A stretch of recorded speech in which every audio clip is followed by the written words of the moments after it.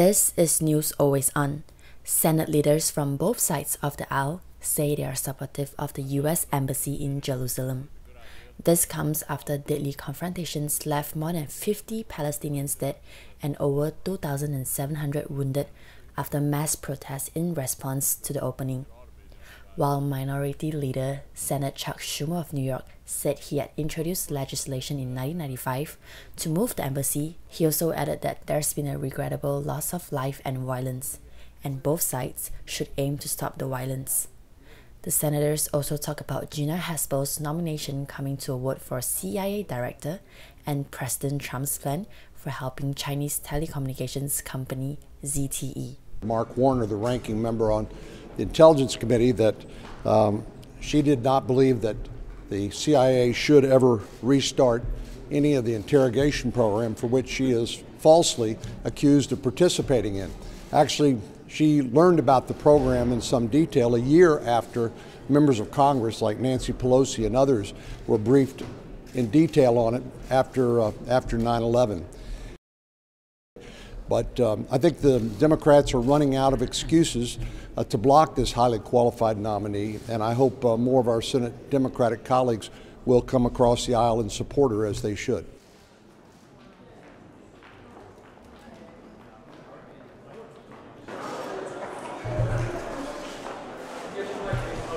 Oh God. Look, I introduced legislation in 1995 that said we should move the embassy. Every country should have the right to choose its capital.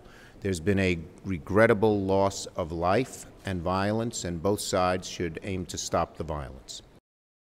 I always believed, I urged President Clinton, President Bush, President Obama, and President Trump to move the embassy because Israel should decide where its capital is, and I continue to do that with every president.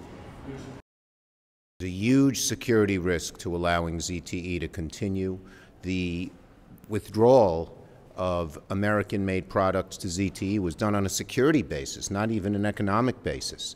And for the president to back off when he seems to be so concerned with, because security and terrorism makes no sense whatsoever. I hope he will change. I've talked to some of the people in the administration, and some of them are arguing with him that he should keep the ban on ZTE. It was the first time we showed China that we were going to be tough and meant business. And it's begun to have an effect on China, and no sooner than that happens, the president backs off. Bad for American jobs, bad for American workers, and worst of all, bad for security in America to prevent terrorism and to prevent foreign powers from influencing us.